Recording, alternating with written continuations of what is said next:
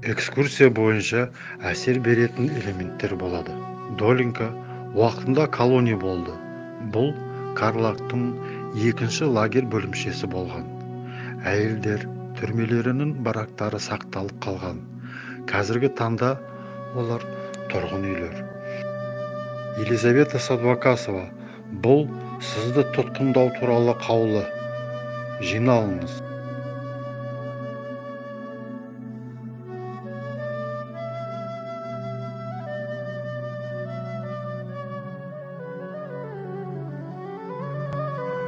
Партияның 16-шы съезінде Сталин жолдас ұлттық мәдениетін дамуы тың күш берді.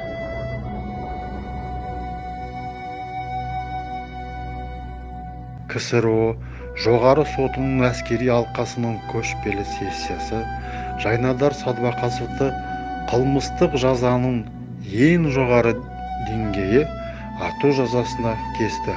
Алып кетіңіз.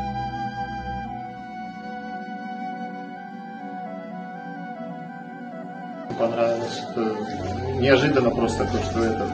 Думали, что восковые там не шевелятся, тут люди бах начали ходить со всех сторон. Интересно.